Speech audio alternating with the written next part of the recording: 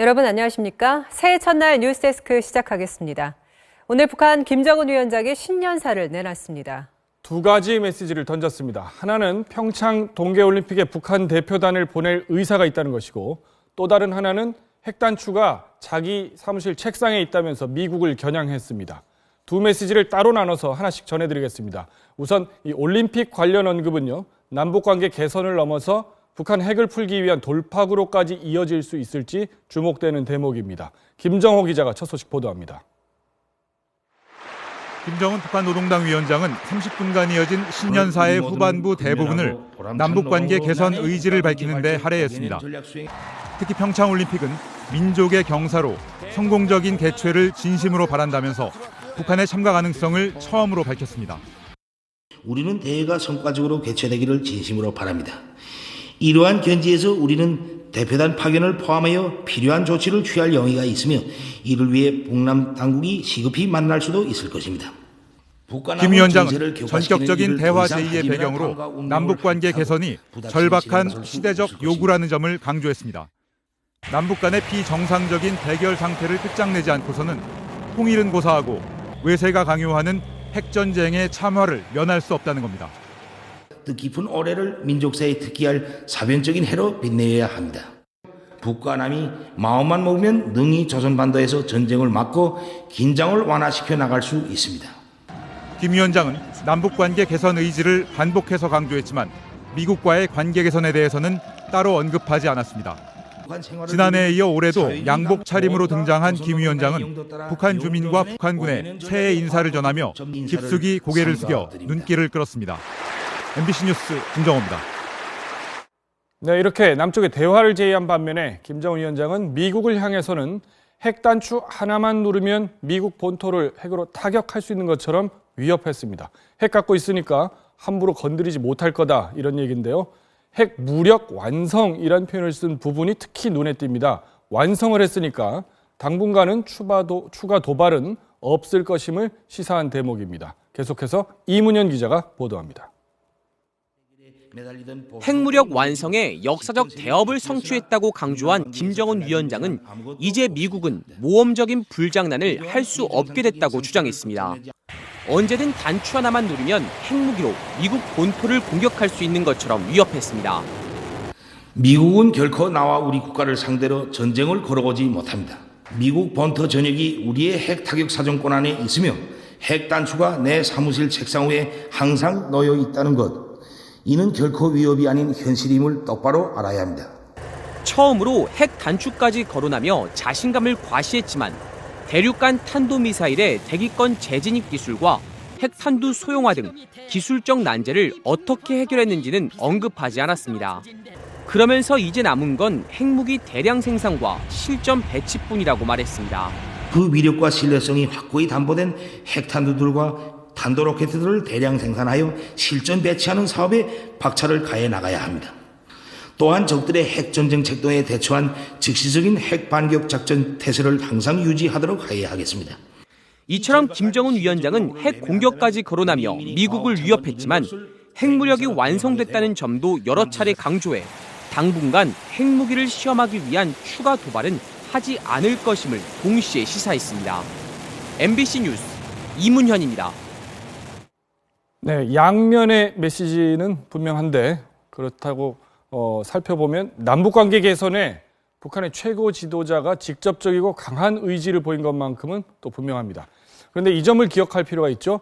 북한은 바로 열흘 전에도요, 유엔에서 석유 정제품 공급을 제한하는 제재 조치를 받은 바 있습니다. 압박과 제재 속에서 오늘 던진 메시지의 의도는 과연 뭘까요? 엄지인 기자가 취재했습니다. 김정은 위원장은 과거에 얽매이지 말자고까지 말하며 어느 때보다 강한 톤으로 남북관계 개선 의지를 밝혔습니다. 이런 대화 공세는 핵 무력 완성을 선언했을 때 어느 정도 예상된 수순이었습니다. 자신들이 핵 보유를 완성했기 때문에 핵 보유국 지위로서 보다 여유 있는 대외 정책을 전개하겠다는 것. 유례 없이 엄혹한 도전이라고 표현한 국제사회의 강도 높은 제재도 대화로 방향을 트는데 영향을 준 것으로 보입니다. 미국을 향해선 핵 단추까지 언급하며 협박했지만 건드리지 말라는 뜻일 뿐 공세적인 위협은 아니라는 분석이 우세합니다.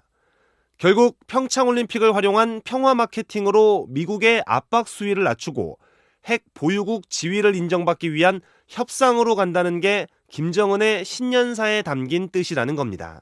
평창올림픽을 매개로 해서 남관계를 우선적으로 풀어내고 그것의 성과를 바탕으로 해서 미국에 대한 압박을 통해서 북미 관계도 풀어가는. 평창올림픽을 남북관계 개선은 물론 북미 대화의 디딤돌로 활용하자는 점에서 남북의 입장이 다르지 않아 어느 때보다 남북 대화 성사 가능성은 높습니다. 다만 남북관계 개선에 성공하기 위해서도 한미 간 사전 의견 조율이 반드시 필요하다고 전문가들은 강조했습니다. MBC 뉴스 엄지인입니다. 네, 청와대는 이미 여러 차례 문재인 대통령이 평창올림픽 참가를 북한에 촉구해 왔기 때문에 거기에 응답한 걸로 받아들이고 있습니다. 이재훈 기자가 보도합니다.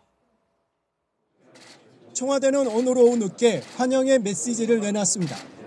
미국 등 우방과 메시지를 조율하느라 발표가 늦었다고 설명한 뒤 김정은 위원장의 오늘 대남 관계 언급을 환영한다고 밝혔습니다.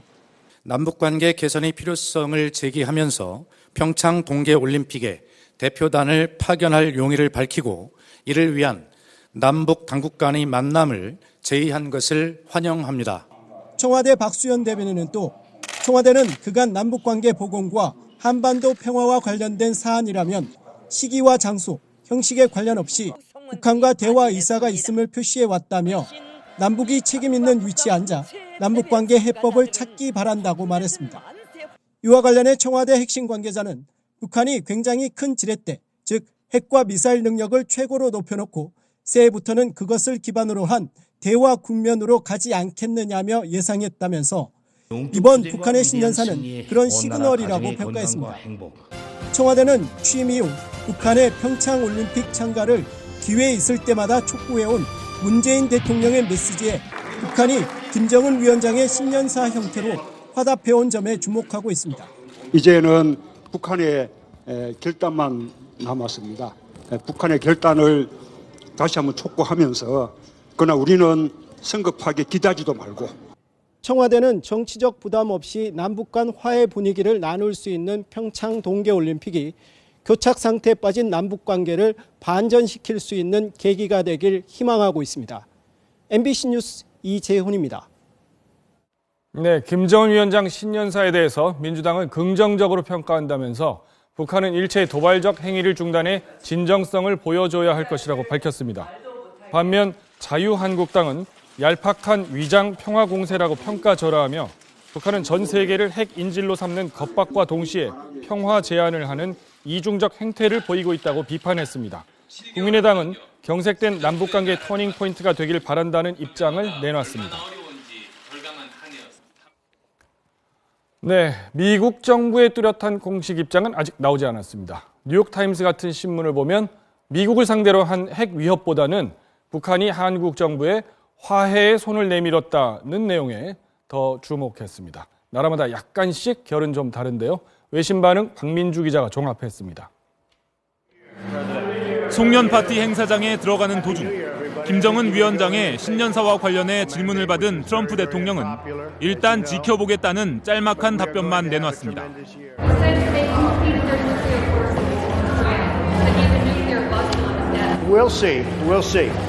상황을 지켜보겠다는 뜻의 We will see는 트럼프 대통령이 과거 북한에 대한 선제 공격 가능성, 측근들의 경질 가능성 등 곤란한 질문을 받았을 때 즐겨 썼던 표현입니다.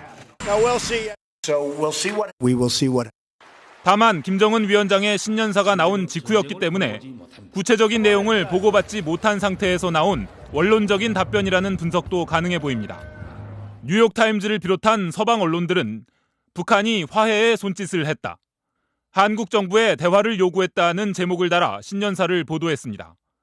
인민일보와 환구시보 등 중국 매체들도 김정은 위원장의 발언을 자세히 전하면서 한국이 제안했던 남북 군사당국 회담에 북한이 응할 가능성이 있다는 관측까지 덧붙였습니다.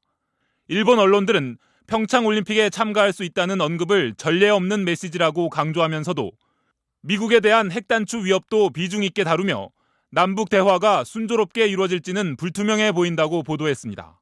MBC 뉴스 박민주입니다. 그럼 이번에는 김현경 통일전문기자와 함께 북한 김정은 위원장의 신년사를 더 깊이 분석해 보겠습니다.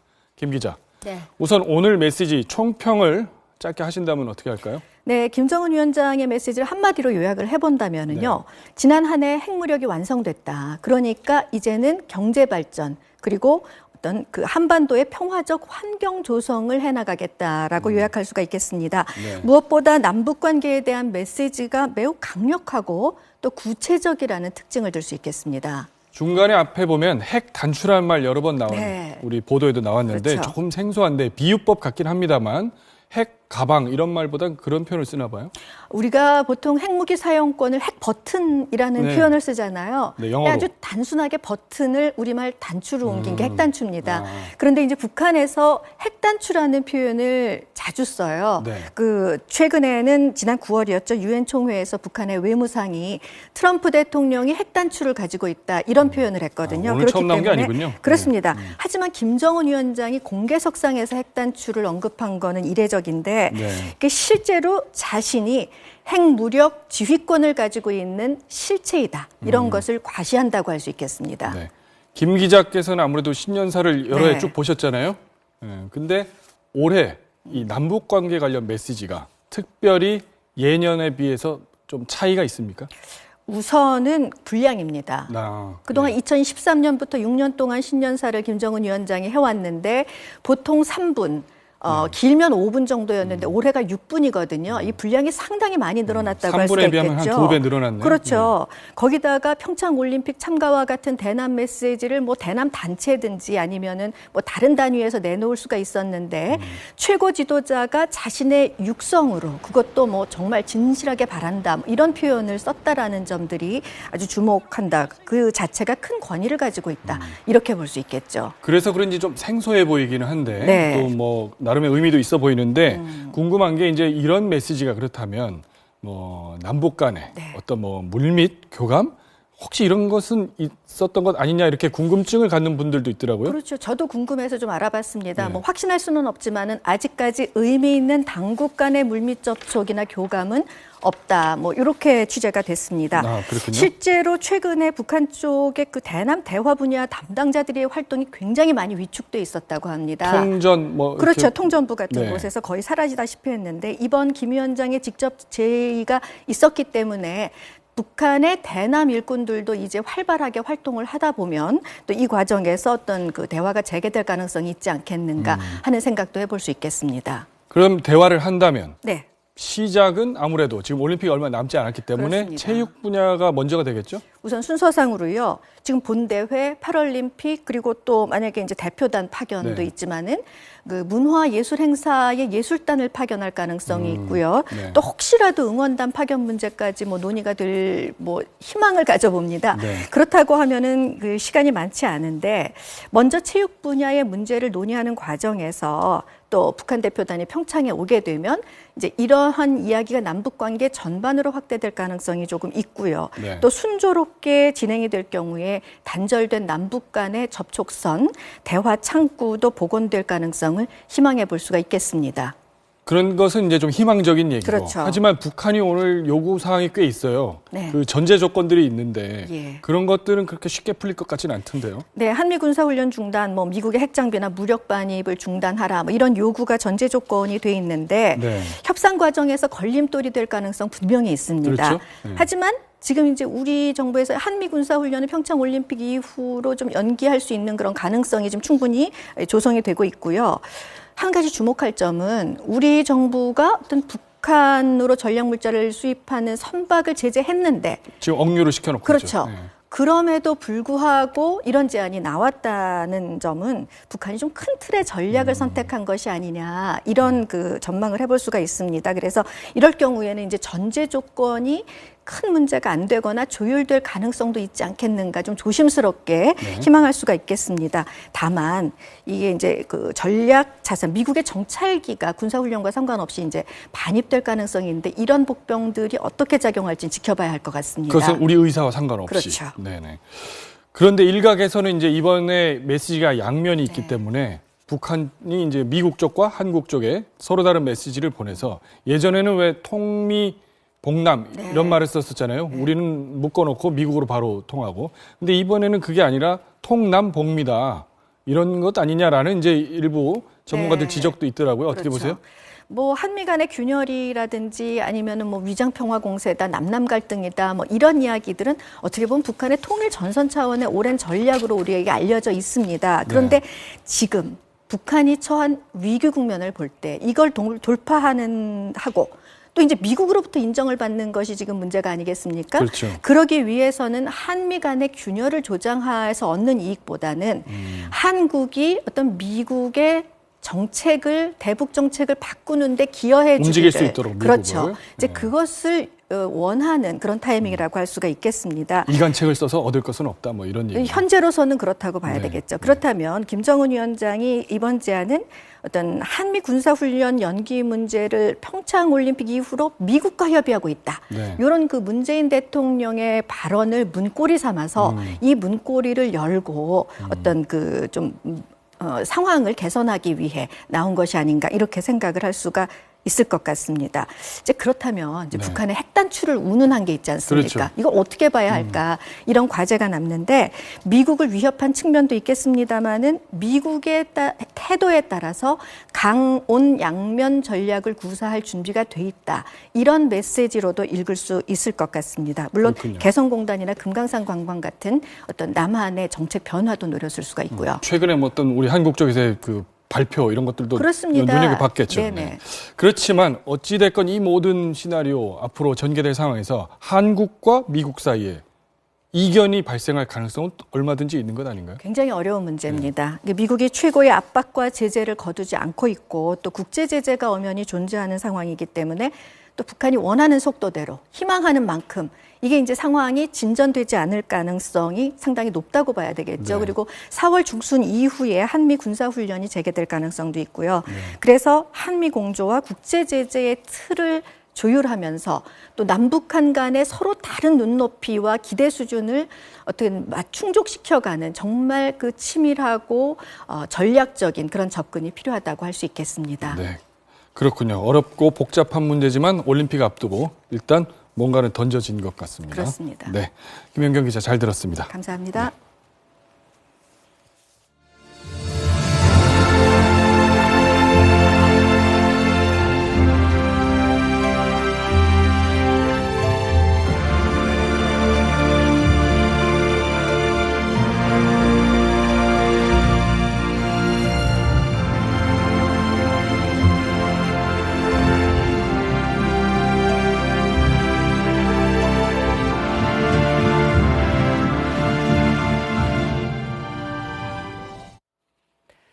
올해 국내에서 열리는 가장 큰 행사라면 무엇보다도 평창 동계올림픽이겠죠.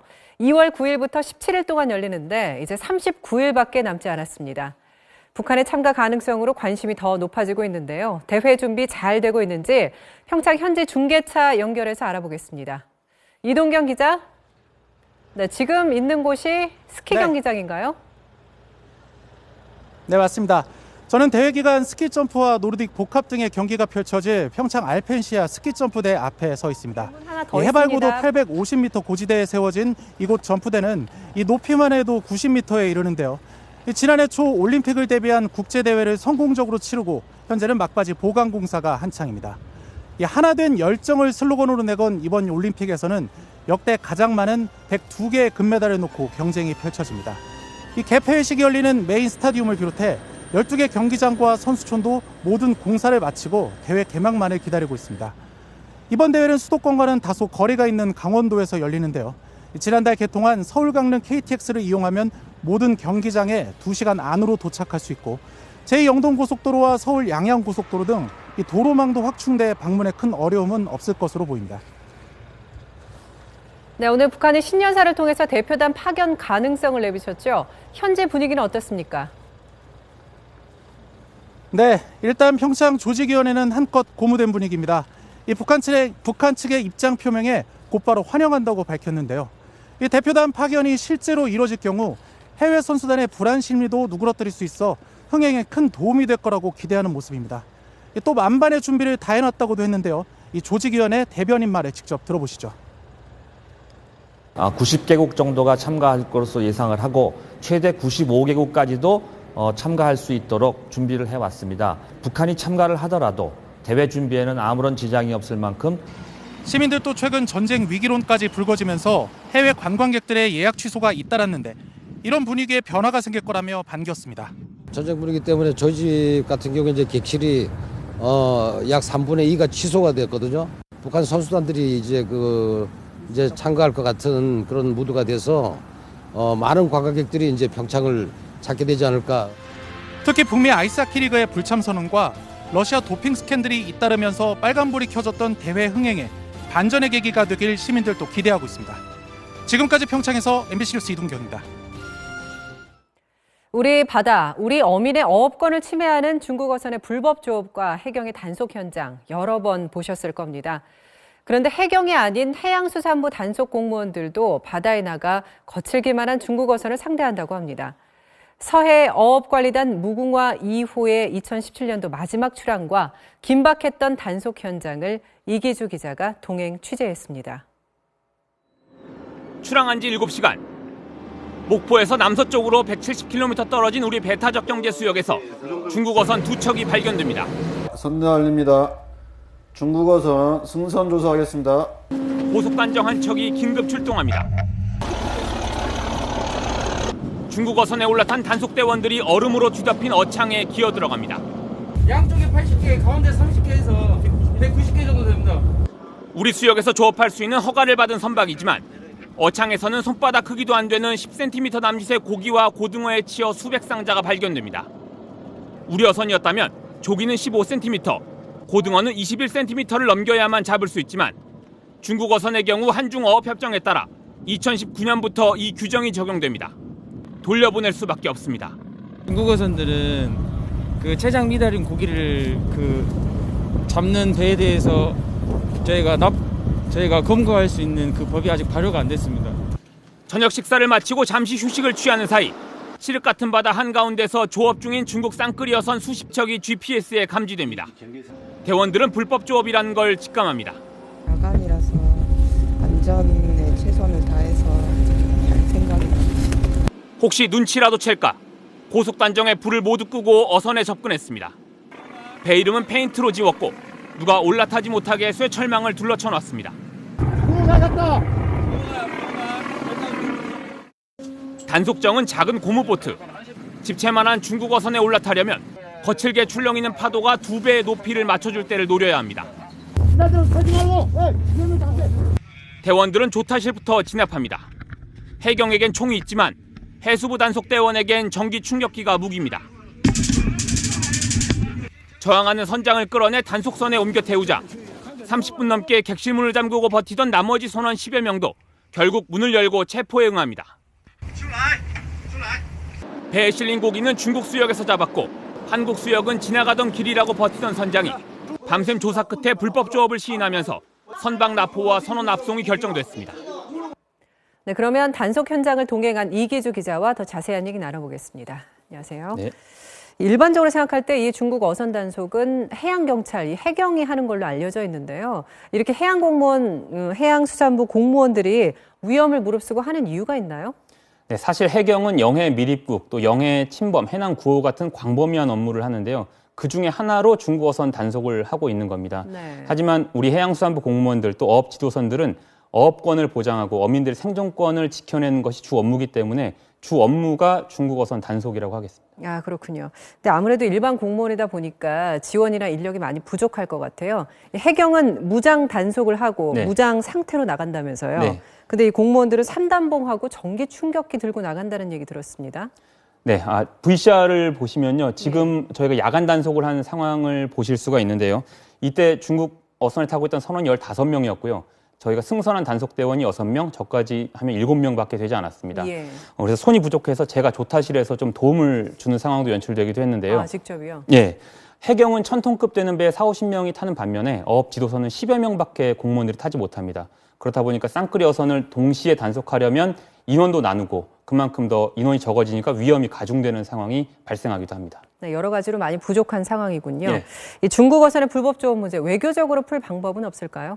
네, 한중 양국은 2001년에 양국의 2,700여 척만 양국의 수역에 와서 조업을 하도록 협정을 맺었는데요. 네. 그래픽에 보시는 것처럼 지금은 해마다 줄어서 1,500여 척까지는 줄어든 상황입니다. 예. 그런데 산둥성, 우리 서해에 맞닿아 있는 중국 산둥성에 6만여 척이 등록이 돼 있는데 사실상 6만여 척이 모두 우리 수역에 와서 조업을 하고 있다고 추정이 되는 상황입니다. 협정대로면 중국 정부가 사전에 좀 규제를 해서 중국 어선이 넘어오지 않도록 해야 되는데 지금 중국 정부가 좀 미온적이다 보니까 협정의 실효성 지켜지기가 사실상 쉽지 않은 상황입니다. 그렇군요. 이기주 기자 수고했습니다. 2년 전 19살 김모군이 구의역에서 혼자 스크린도어를 정비하다 숨진 일이 있었죠. 많은 분들이 그를 애도하고 슬퍼했었습니다. 하청업체 직원의 안전은 물론 우리 모두의 안전이 위태로운 구조적 문제에 대한 공감이 있었기 때문일 텐데요. 이런 일이 반복되지 않도록 서울 지하철에 근무하는 1,200여 명의 무기계약직 직원들이 모두 정규직이 됩니다. 윤정혜 기자가 보도합니다. 2013년 성수역, 2015년 강남역과 2016년 구의역. 스크린도어를 수리하던 직원들이 잇따라 전동차에 치여 숨졌습니다. 모두 용역업체 직원들이었습니다. 위험을 외주화했다는 지적이 나오자 서울시는 2016년부터 안전관리 업무 직원들을 무기계약직으로 채용하고 있습니다. 상황은 나아졌을까? 서울 지하철 5호선의 스크린도어 정비를 담당하는 윤원준 씨도 지난해 6월에 채용된 무기계약직 직원입니다. 같은 일을 하는 정규직보다 여전히 급여는 적고 노동 강도는 셉니다. 길게 근무를 할수록 차이가 점점 벌어지는 구조가 있었습니다. 전동차 모터를 수리하는 최인원 씨는 경력 15년 차의 전문가로 9명의 팀원을 이끄는 반장이지만 승진은 기대할 수 없습니다. 일반직들은 한 10년 지나면은 과장이나 대갖고서 승진을 해 가는데 저희 업무직들은 그런 자체가 없으니까. 하지만 2달 뒤부턴 이런 차별도 없어집니다. 모두 정규직 직원이 되기 때문입니다. 서울교통공사 노사는 어젯밤 1,288명의 무기계약직 모두 정규직으로 일괄 전환하는 데 합의했습니다. 가족분들 그리고 친구들 그리고 옆에 있던 아내가 가장 기뻐했습니다. 연말에 큰 선물을 받은 것 같아서 감사하게 생각하고 있습니다. 안전에 대한 책임감도 더 강해졌습니다. 일단 회사에 대한 내 소속감이 더 강해지니까 더 안전하고 더 가까워지지 않을까 그렇게 생각하고 있어요. 우리는 상당한 이제 안전 문제에 개선의 효과가 있을 것이다라고 보고 있습니다. 시민들은 당연히 그만큼 안전해진다고 생각됩니다. 지난 2016년 기준 공공부문 비정규직은 모두 31만 명, 무기계약직도 21만 명에 달합니다. 서울시 산하 11개 기관 중 서울교통공사를 제외한 나머지 기관은 아직 정규직 전환을 위한 노사 간 대화가 진행 중입니다. MBC 뉴스 윤정혜입니다. 다음 소식입니다. 2018년은 개헌의 해가 될까요? 지난 대선 당시 5 후보가 한 약속에 따르면 그렇습니다.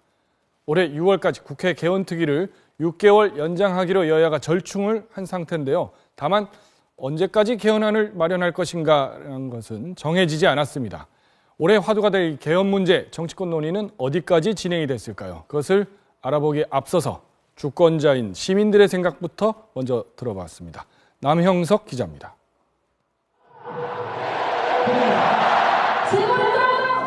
광화문 광장을 가득 메웠던 촛불 시민들은 박근혜 전 대통령과 최순실로 상징되는 국정농단 사태에 분노했습니다. 시민들은 박근혜 전 대통령의 퇴진을 요구하면서 그 국정농단을 막아내지 못했던 정치 시스템에 대해서도 의문을 제기했습니다. 박근혜 최순실 게이트와 촛불혁명을 지나면서 제왕적 대통령제에 대한 폐해를 인식했는데 그런 사건들이 조금 헌법의 정신에 담겼으면 좋겠다는 생각을 했었습니다. 국민의 요구에 정치권도 화답했습니다.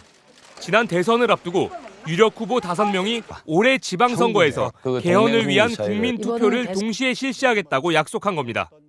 국회 역시 30년 전에 개정된 헌법이 미처 담아내지 못하고 있는 우리 사회의 변화를 새 헌법에 담아내기 위해 1년 전부터 논의를 거듭해왔습니다. 국회는 현재 기본권, 지방분권, 경제재정, 권력구조 이렇게 4분야로 나눠서 개헌에 관한 세부 사항을 조율하고 있습니다. 그중 기본권에 관한 쟁점을 보면요.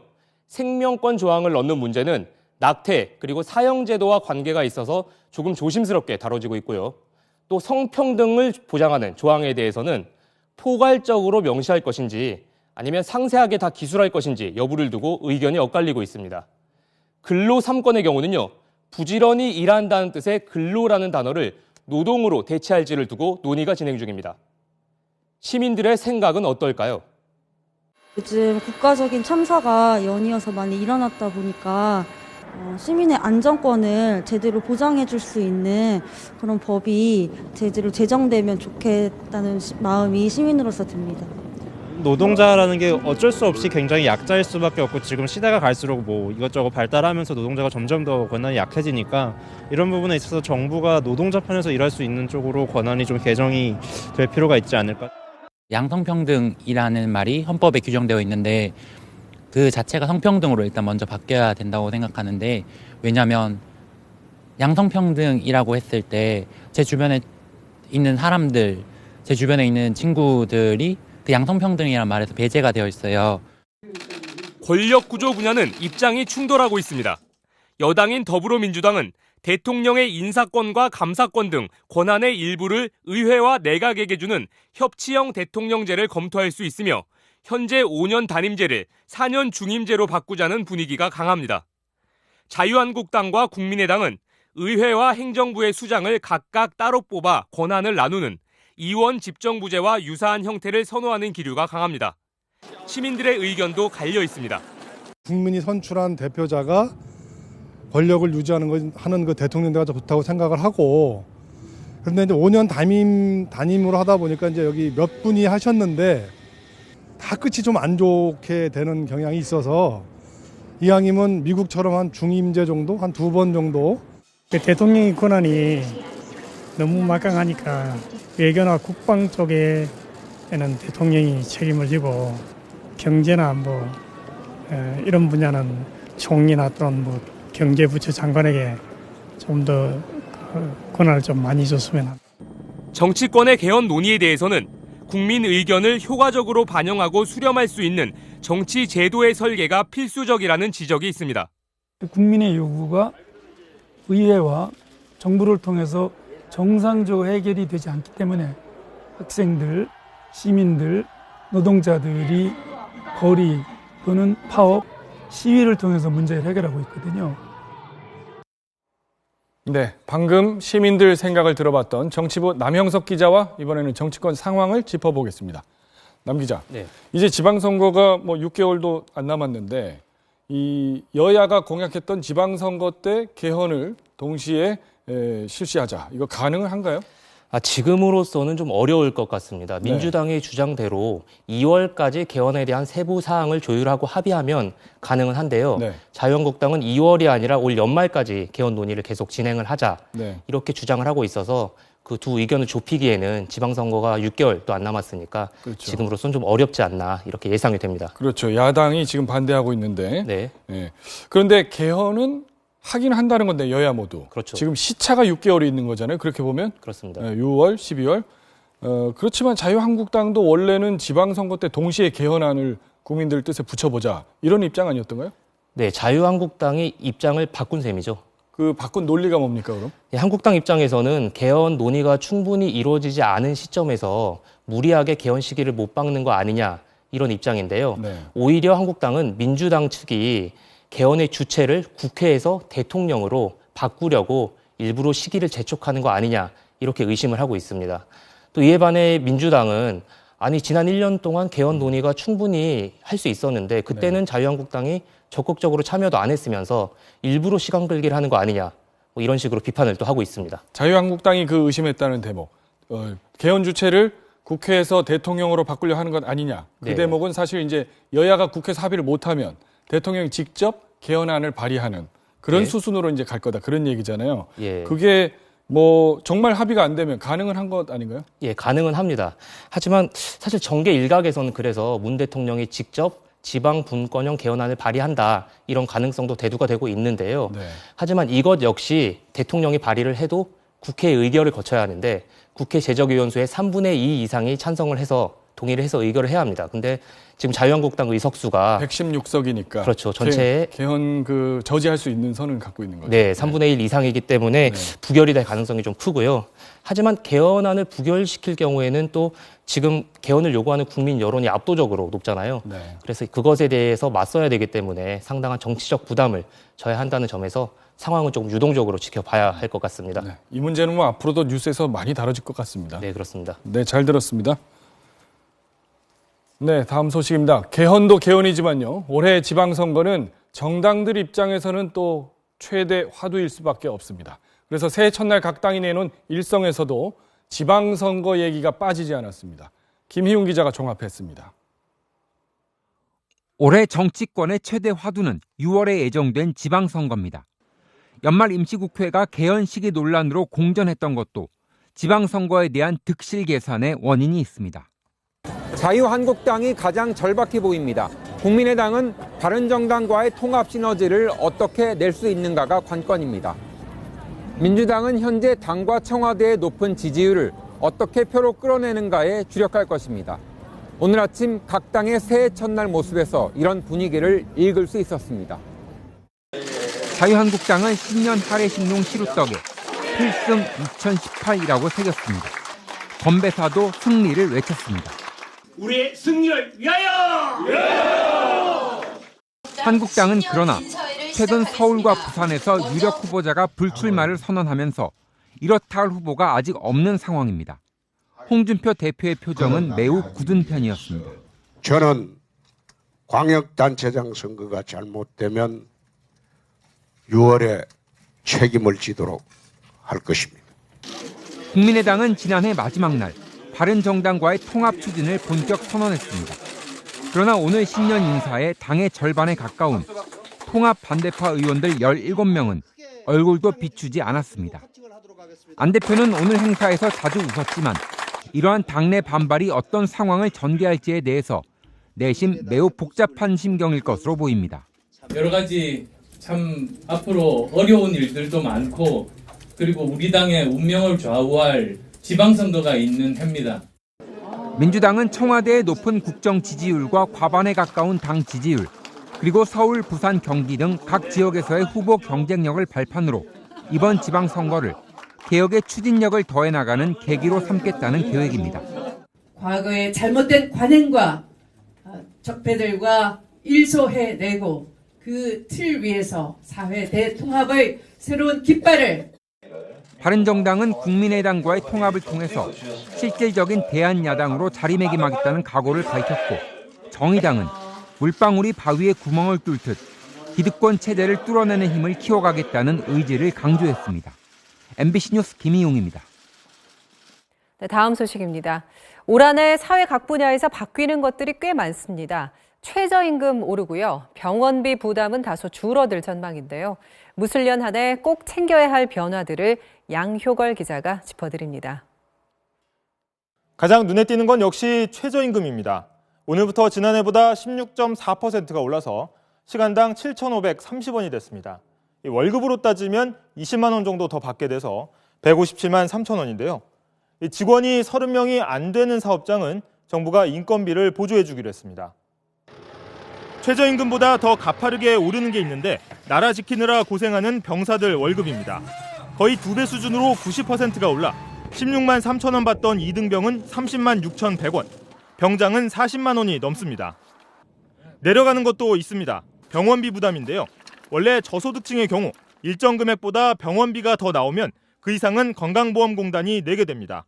올해 지원 금액이 늘어나면서 소득 하위 50%의 국민 2,500만 명과 노인층의 경우 한 사람당 평균 연 40에서 50만 원의 병원비를 아낄 수 있을 것으로 보입니다. 회사 들어간 지 얼마 안 된 신입사원들, 원래 첫 해에는 연차가 없어서 그 다음에 휴가를 당겨 쓰곤 했는데요. 5월 29일부터는 입사 1년차도 최대 10하루의 유급휴가가 부여되고 2년차엔 15일 휴가가 보장됩니다. 익숙한 화장실 풍경도 다소 바뀔 전망입니다. 전국의 공중화장실 변기 옆에 있던 휴지통을 모두 없애기로 한 건데요. 대신에 앞으로는 물에 잘 녹는 휴지를 배치하기 때문에 변기에 그냥 버리시면 됩니다. 또 이 밖에도 금리를 0.5%포인트 낮춘 신혼부부 전용 대출 상품도 나오고요. 3월부터는 전기자전거도 요건만 갖추면 자전거 도로를 이용할 수 있게 됩니다. MBC 뉴스 양효걸입니다. 공항에서 갑자기 비행기가 결항되거나 지연되는 경우에 피해가 이만저만이 아니죠. 이런 경험 있으실 분들 많을 텐데 손해배상 받는 분들은 거의 없을 겁니다. 앞으로 배상을 쉽게 받을 수 있도록 정부가 관련 규정을 손질했습니다. 장인수 기자입니다. 항공기 지연 또는 결항에 대한 현행 손해배상 규정은 항공사에 유리합니다. 날씨, 공항 사정 같은 불가항력적 사유에는 항공사가 배상하지 않아도 된다고 돼 있다 보니 항공사는 피치 못할 상황을 들어 배상을 피해온 겁니다. 정부는 이 규정을 결항이나 지연이 항공사 잘못이 아니라는 걸 스스로 증명하지 못하면 배상하도록 바꿨습니다. 항공기에 대한 점검을 이제 충실히 이렇게 이행을 했는지, 그리고 소비자 피해를 위해서 최대한의 노력을 했는지, 이런 것들을 입증을 하라고. 이번 개정은 국제적 기준에 맞춰 항공사의 책임을 끌어올린 것으로 국내 항공사와 외항사 구분 없이 모두 적용됩니다. 배상액도 늘어납니다. 국제 항공편이 결항됐을 경우 배상액은 기존 $400에서 $600로 늘어나고 대체 항공기가 제공됐을 때에 적용하던 배상액도 상향됐습니다. 국내 항공의 경우에도 2시간 이상 지연됐을 경우만 배상했던 것을 앞으로 1시간 이상만 지연되면 항공료의 10%를 배상받을 수 있도록 했습니다. 항공 수화물은 분실하거나 파손된 경우에만 배상받을 수 있었는데 앞으로는 예정보다 늦게 도착한 경우에도 배상받을 수 있습니다. MBC 뉴스 장희수입니다. 올해는 무술년, 60년 만에 돌아온다는 황금 개띠해입니다. 개는 예로부터 우리의 가장 가깝고 충직한 친구였죠. 이제는 반려견으로서 가족과 다름이 없는데요. 양효경 기자가 역사 속 의미를 돌아봤습니다.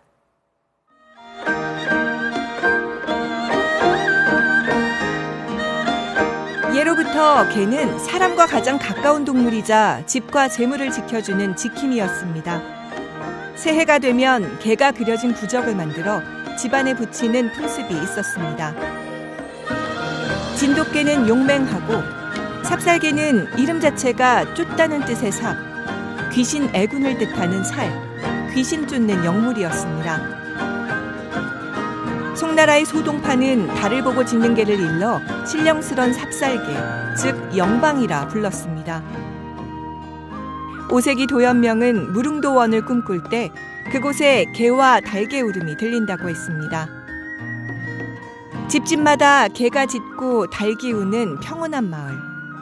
인간 주변에서 사람과 같이 자유롭고 따뜻한 심성을 가진 어진동물, 인수로서의 특징이 두드러지게 묘사되었습니다.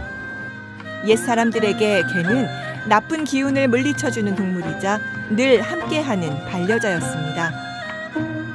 2018년은 상서로운 황금빛을 뜻하는 무술년, 황금 개띠해입니다. 다사다난했던 2017년을 뒤로하고 어질고 충직하다는 황금개, 그 기운을 가득 담은 2018년 새해가 밝았습니다. MBC 뉴스 양효경입니다.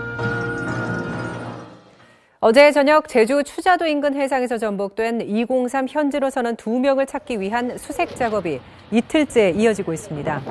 제주해경은 59살 유모 씨와 63살 지모 씨가 구명벌에 올라타는 과정에서 바다에 빠져 실종됐다면서 강한 바람과 높은 파도로 실종자를 찾는 데 어려움을 겪고 있다고 밝혔습니다.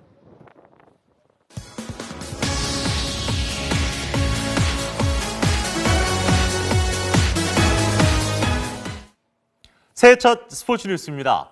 2018년은 다양한 대형 스포츠 이벤트로 스포츠 팬들을 설레게 할 겁니다. 스포츠 스타들에게도 남다른 한 해가 되겠죠. 첫 테이프는 평창이 끊습니다. 평창 동계올림픽이 2월 9일부터 25일까지 강원도 평창과 강릉, 정선에서 펼쳐집니다. 우리 선수단은 금메달 8개로 종합 4위를 목표하고 있습니다. 다음 무대는 러시아에서 펼쳐집니다. 단일 종목 세계 최대 이벤트죠. FIFA 월드컵이 6월 14일부터 한 달 동안 러시아 11개 도시에서 열립니다. 우리 상대는 독일, 스웨덴, 멕시코. 16강 가는 길이 만만치는 않아 보이네요. 여기서 끝이 아닙니다. 이번엔 인도네시아로 떠납니다. 8월 18일부터 9월 2일까지 인도네시아 자카르타와 팔렘방에서 아시안게임이 예정돼 있습니다. 선수들은 어떤 마음가짐일까요? 94년생 개띠 윤성빈 선수부터 만나보겠습니다. 황금개띠라고 그러시더라고요. 제가 황금개가 되도록 노력을 하겠습니다. 저도 평창에서 멋있는 모습 보여드릴 수 있도록 좋은 성과로 기쁨을 안겨드리겠습니다. 이제 이번에 새해 복 많이 받으시고 중요한 월드컵이 있기 때문에 많은 성원과 응원을 부탁드리고 하나하나씩 일어나가시는 시간을 가지시길 응원하겠습니다. 한국 축구도 많이 사랑해주세요. 새해 복 많이 받으세요. 대한민국 파이팅! 평창 화이팅! 화이팅! 새해 복 많이 받으세요. 네, 이 웃음 평창에서도 만날 수 있길 기대하겠습니다. 자, 보통 새해맞이 명소하면 보신각이나 정동진을 많이 떠올리시죠. 이제는 농구장도 후보로 생각하셔야겠는데요. 그 현장 손장훈 기자가 다녀왔습니다. 우리들 앞으로 다가왔습니다. 지금부터 무술년 새해가 시작됩니다.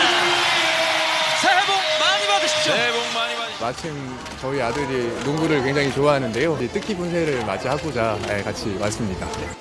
새해 카운트다운 열기로 뜨거운 잠실학생체육관 농구영신 농구로 새해를 만든다는 취지의 특별 심야 경기가 열렸는데 경기장은 밥을 잊은 팬들로 가득했습니다. 해돋이를 보러 가려고 했는데 길이 너무 막힐 것 같아가지고 여기 선택했는데 사람이 이렇게 많을 줄 몰랐고. 경기장은 시작 2시간 전부터 사람들이 몰려 5,600석이 모두 매진됐습니다.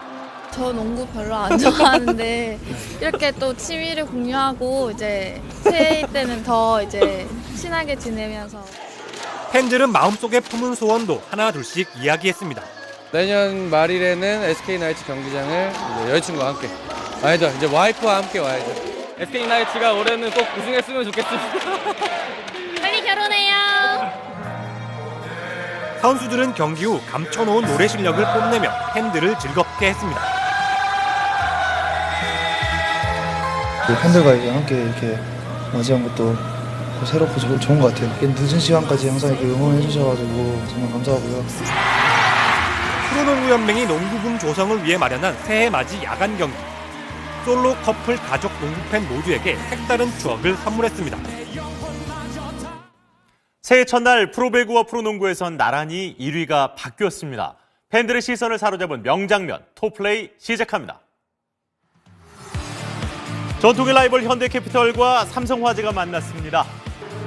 강력한 서브, 지금 송준호 선수가 동료의 머리에 맞추고 말았군요.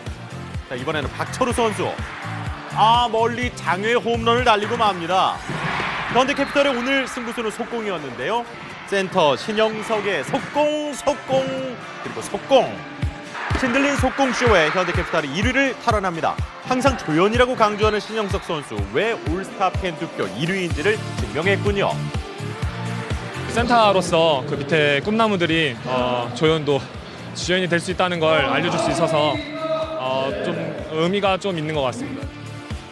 김주성의 은퇴 행사로 시작된 DB와 KCC의 승부. KCC 악동 로드 수비를 하다가 두경민 선수와 충돌을 했는데 역시 복수를 하고 말았군요. 며칠 전에도 퇴장을 당했는데 이러면 안 되죠. 3쿼터 한때 16점까지 뒤지던 DB. 버튼이 4쿼터에만 10득점을 몰아넣으면서 승부를 뒤집습니다. 이래봬도 94년 개띠지요.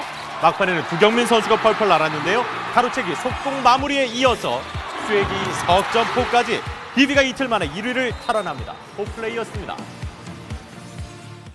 맨체스터 시티의 프리미어리그 연승 행진이 18경기에서 멈춰 섰습니다. 그나마 막판 페널티킥을 막아 리그 무패 기록은 이어갔군요. 새해 첫 스포츠 뉴스였습니다.